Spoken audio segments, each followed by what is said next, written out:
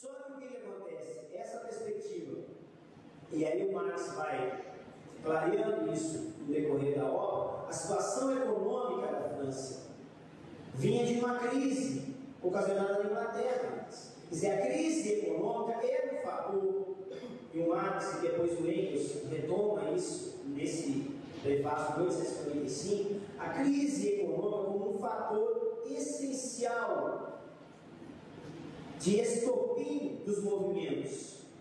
Quer dizer, a situação econômica mundial, quando entra em determinadas crises, é o processo que pode levar a essas convulsões sociais. E essas convulsões que foram acontecendo na França, elas não aconteceram somente na França, aconteceram em Roma e em outros países. Começaram esse processo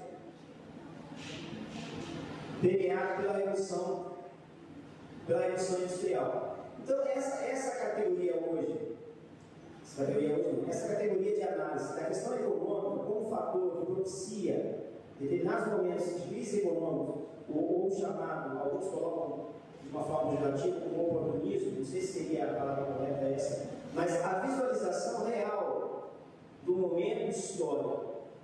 As condições não são criadas sem um conjunto relacionado ao momento histórico que propicie essas condições. Não é o seu bel prazer que ocorrem as revoluções.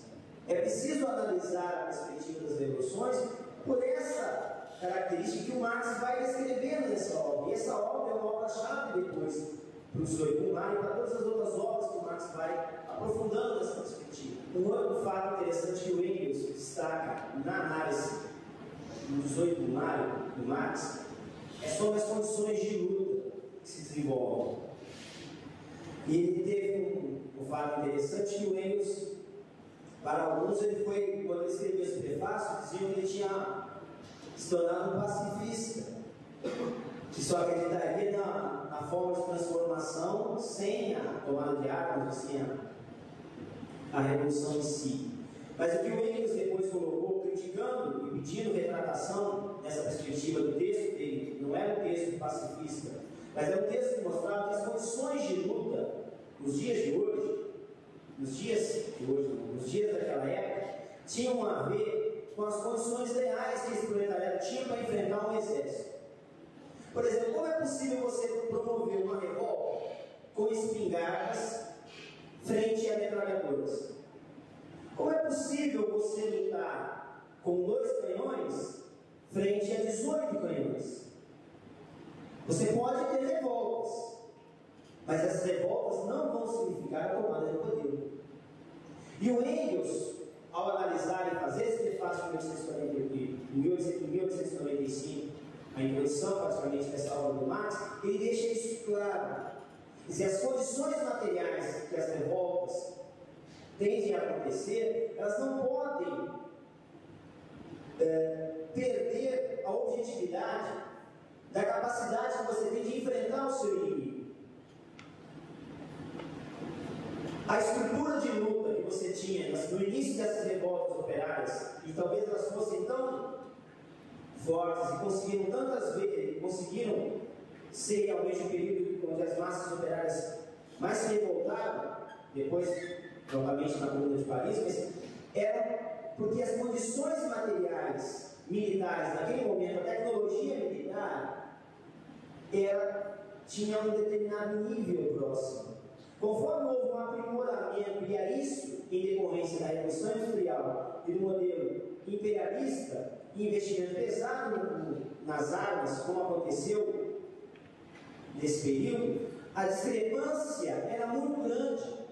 Você tomar de assalto uma cidade com meia dúzia de armas, com meia dúzia de espingardas, digamos assim, frente a metralhadoras, cada vez foi se tornando um fato mais complicado. Esse arsenal era necessário.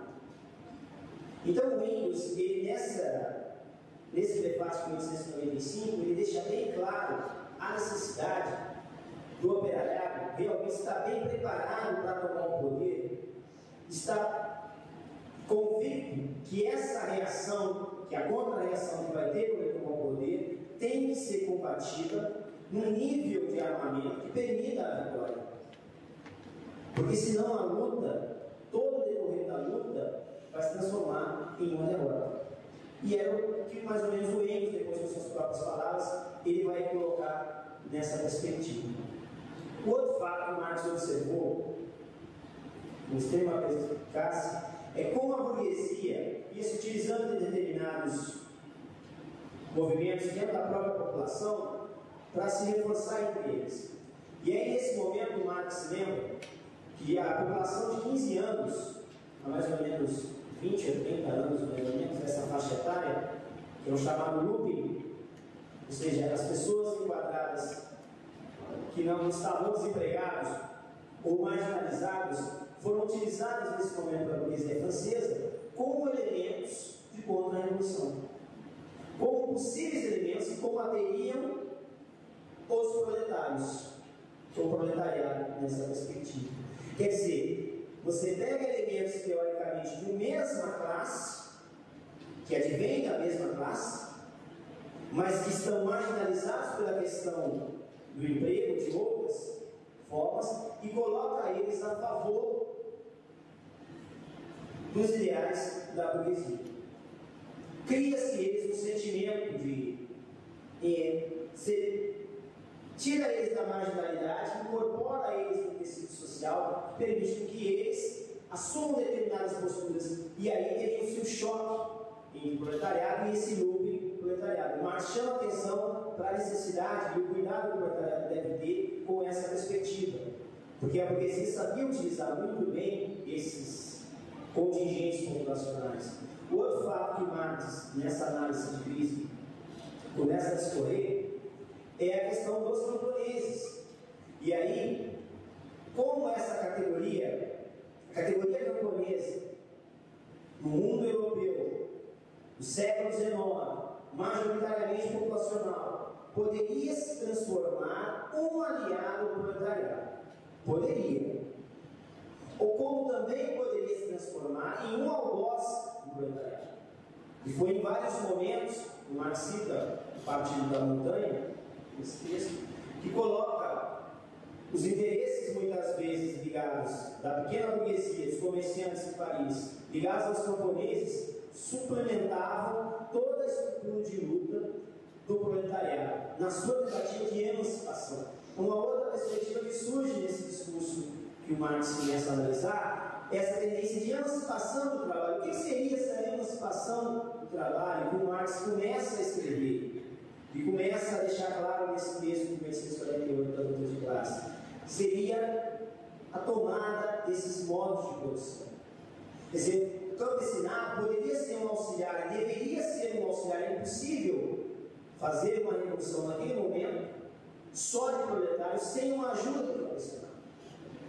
Deveria existir essa ajuda tradicional, mas por outro lado, esse tradicional deveria ser trabalhado de uma forma, e aí entraria a importância da questão de partido, para que ele conseguisse arregimentar quadros suficientes para não ter uma postura dúbia na hora do conflito.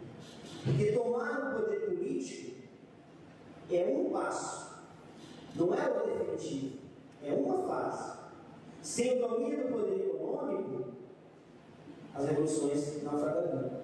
E essa análise que Marx vai fazendo dessa conjuntura da França exclusiva, desses movimentos que vão aflorando, permitem que haja uma análise precisa dessas condições atuais,